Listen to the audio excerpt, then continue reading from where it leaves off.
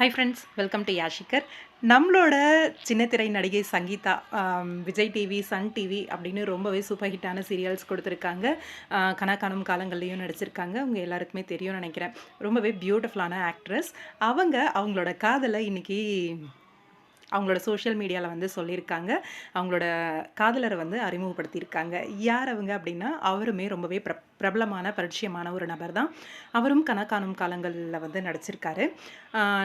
இப்போ வந்து கரண்ட்டாக விஜய் டிவியில் ஒரு புதுசாக வரப்போகிற ஒரு சீரியலில் வந்து கமிட் ஆயிருக்காரு. எஸ், அரவிந்த் சேஜு.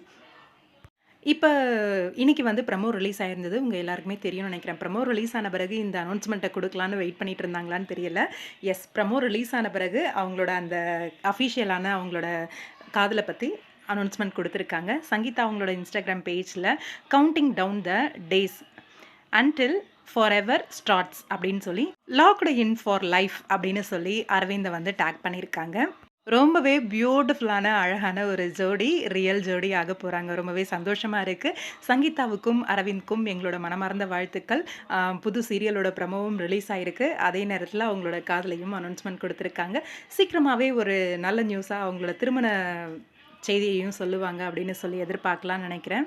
சங்கீதாவை ரொம்ப வருஷமாக இந்த இண்டஸ்ட்ரியில் நம்ம பார்த்துட்டு தான் இருக்கோம். நம்மளோட தமிழும் சரஸ்வதியும் சீரியலில் கலக்கிட்டு இருந்தாங்க. வசு அப்படிங்கிற கேரக்டரில் மறுபடியும் ஒரு கம்பேக் கொடுக்கணும் நம்மளோட சங்கீதா அப்படின்றது தான் என்னோட ஆசை. அரவிந்தோட நியூ ஸ்டார்ட் இன்னைக்கு ப்ரமோ வந்து ரிலீஸ் ஆயிருந்தது. ஐயனார் துணை அந்த சீரியலோட ப்ரமோ ஞாபகம் இருக்கும்னு நினைக்கிறேன். அவருக்கும் எங்களோட மனமார்ந்த வாழ்த்துக்கள். அவரோட லைஃபுக்கும் அவரோட ஃப்யூச்சருக்கும்.